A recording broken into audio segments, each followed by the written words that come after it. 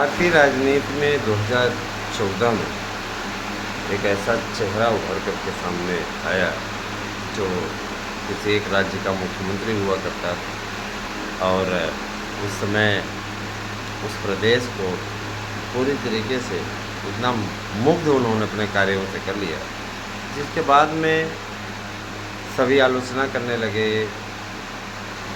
तरह तरह की बातें करने लगे। उनकी अपोजिशन की आदत होती, वो किसी को उभारता नहीं देख सकता। अपोजिशन में चाहे कोई भी हो, भाजपा हो या कांग्रेस हो, क्योंकि यही दो पार्टी मुख्य है इस देश की।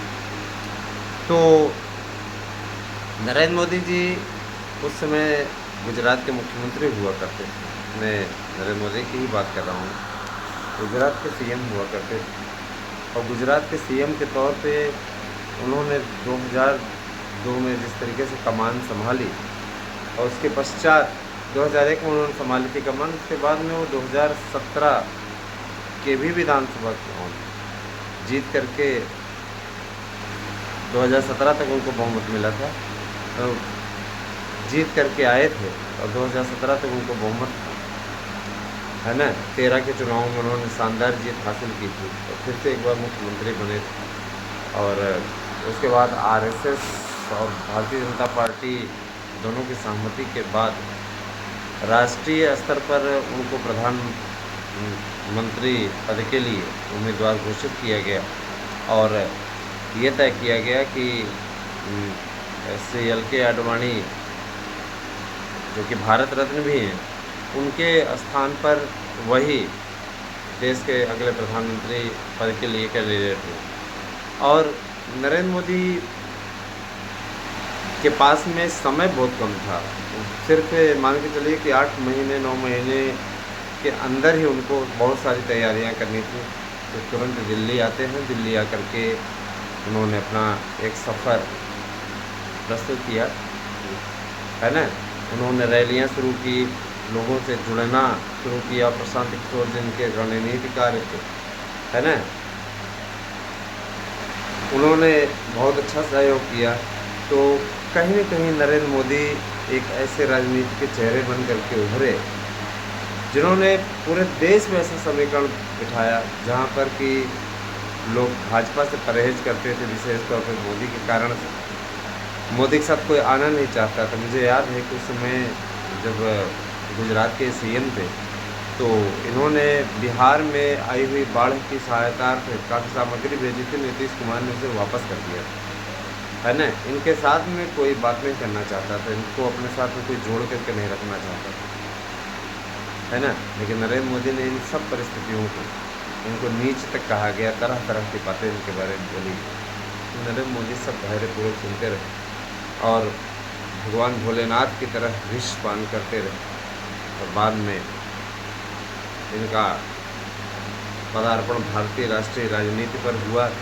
2014 का चुनाव हुआ तो उसमें मनमोहन सिंह इनके समक्ष थे। उन्होंने शानदार जीत हासिल करते हुए भाजपा को पहली बार 282 के आंकड़े तक पहुंचा, अकेले दम पे बहुमत हासिल किया।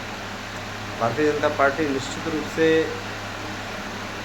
इतनी ज़्यादा सीटें पहली बार जीती थी और अपने दम पे बहुमत प्राप्त करने का सौभाग्य बहुत दिनों के पश्चात, 35 सालों के पश्चात जाकर किसी एक पार्टी को मिला था। भाजपा ने इसके बाद 21 विधानसभा चुनाव भी जीते, है ना। उत्तर प्रदेश का भी बड़ा चुनाव उसमें सम्मिलित था और निश्चित रूप से ये सभी चीज़ें बहुत ही महत्वपूर्ण थी।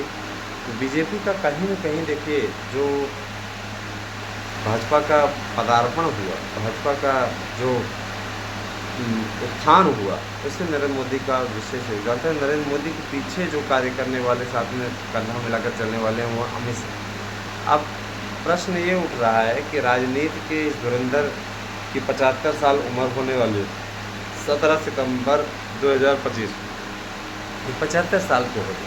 तो नरेंद्र मोदी ने ही 75 का मानक बनाया हुआ है। 75 के मानक का पालन करने वाले नरेंद्र मोदी रिटायर हो जाएंगे या देश का नेतृत्व करते रहेंगे। हालांकि उनका एकाएक हटना पार्टी की सेहत के लिए ठीक नहीं होगा, क्योंकि उन्होंने जिस तरीके से पार्टी को बनाया, पार्टी को जिस लाइन पर इन्होंने ले जाने का कार्य किया है, ऐसे ऐसे राज्यों में कमल खिलाने का कार्य किया है जहाँ पर निश्चित रूप से कोई ऐसा कुछ कर नहीं सकता। हरियाणा भाजपा हमेशा पिछलग्गू पार्टी हुआ करती थी, उसको नरेंद्र मोदी और अमित शाह की जोड़ी ने नंबर 1 पे लाया और लगातार 15 साल से 10 साल शासन चलाया, पर फिर उसके बाद जीत कर गया। ये मोदी की ही बात। उड़ीसा जैसा राज्य जहाँ पर भारतीय जनता पार्टी को कोई पूछता नहीं था, भारतीय जनता पार्टी हमेशा बीजेडी की पिछलग्गू रही या एकदम निम्न श्रेणी में चली गई, 4 सीटें 5 सीटें जीती। स्थिति ये रही कि भारतीय जनता पार्टी आज के समय में वहाँ पर सत्तारूढ़ है। तो ये कहीं न कहीं किसी न किसी प्रकार से अगर देखा जाए तो बहुत ही बेहतरीन तरीके से और अच्छे तरीके से है ना ये हुआ है। और इससे अच्छी बात और क्या हो सकती है। नरेंद्र मोदी ने महाराष्ट्र में भी बीजेपी को बहुत मजबूत बनाया, नरेंद्र मोदी और अमित शाह जी की जोड़ी ने। तो जाहिर सी बात है कि मोदी अब रिटायर हो जाएंगे, तो फिर रिटायर होने के बाद कौन अगला प्रधानमंत्री होगा। जाहिर सी बात है, लोग जब बार बार योगी का नाम ले रहे हैं तो योगी अभी अपरिपक्व है ना, योगी अभी अपरिपक्व है। प्रदेश चलाना अलग बात है, देश चलाना अलग बात है। उसके लिए महारथी अगर कोई है तो वो है अमित शाह।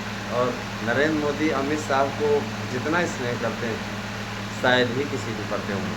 नरेंद्र मोदी के लिए मुझे याद है कि जब उन्हें सोहराबुद्दीन शेख मुठभेड़ वाले मामले में फंसाया गया था और कांग्रेसियों ने इनको तड़ी पार करा दिया था, जिस तड़ी पार को लेकर के तरह तरह के कमेंट वो लोग करते रहते हैं, इन लोगों के द्वारा ही ये पाप किया गया था।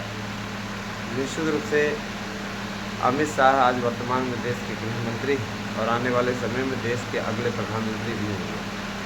ठीक है, आप लोगों को मैं ये बता देना चाहता हूँ कि नरेंद्र मोदी अमित शाह को विशेष प्रेम करते हैं, इसको कोई वो नहीं ले जाने चाहिए, बहुत प्रेम करते हैं। और सबसे बड़ी चीज़ ये है कि नरेंद्र मोदी अमित शाह के खिलाफ अगर कोई कुछ बोल दे, नरेंद्र मोदी को बर्दाश्त नहीं होता है। इतना प्रेम है दोनों के बीच में। दोनों के बीच में है ना चोली दामन का साथ जो नहीं एक मुहावरा होता है, उस शरीर से चोली को देखा जाए तो निश्चित रूप से इन दोनों के बीच में बहुत स्नेह है। और अगर मोदी रिटायरमेंट का फैसला करते हैं तो निश्चित रूप से अमित शाह को इसकी कमान मिलेगी, क्योंकि गठबंधन सरकार में मोदी नहीं चाहते कि अमित शाह को कमान दी जाए, क्योंकि गठबंधन के अन्य सहयोगी अमित शाह के नाम पर है ना, अमित शाह के नाम पे नहीं सहमत होंगे, है ना। इसके पीछे उनका अपना पर्सनल रीजन। तो मान के चलिए कि एक लोकसभा का चुनाव होगा 29 वाला, और 29 वाले चुनाव में भारतीय जनता पार्टी पूर्ण बहुमत हासिल करने के उद्देश्य से उतरेगी। और देश से उतरने के पश्चात 1 साल तक नरेंद्र मोदी और प्रधानमंत्री रहेंगे, ताकि नेहरू का रिकॉर्ड टूट जाए, जो कांग्रेसियों का रिकॉर्ड है सबसे ज़्यादा प्रधानमंत्री रहने का। उसके पश्चात मोदी सत्ता का हस्तांतरण कर देंगे अमित शाह जी के लिए। अमित शाह तो देश के अगले प्रधानमंत्री बनेंगे। यही होगा, आप देखिएगा आने वाले समय में। आपको राजनीति की हर खबरों को देने का कार्य हमारे चैनल करने जा रहा है, तो आप हमारे साथ जुड़िए और बेहतरीन और बेस्ट जानकारी के लिए, अपडेट के लिए मैं सदैव आपके साथ हूँ, सदैव आपका साथ होता हूँ। बहुत बहुत धन्यवाद दोस्तों। कैसी लगी वीडियो कमेंट करके बस बताइएगा। आपका क्या मानना है कि मोदी को रिटायरमेंट लेनी चाहिए, ज़रूर बताइएगा कमेंट करके।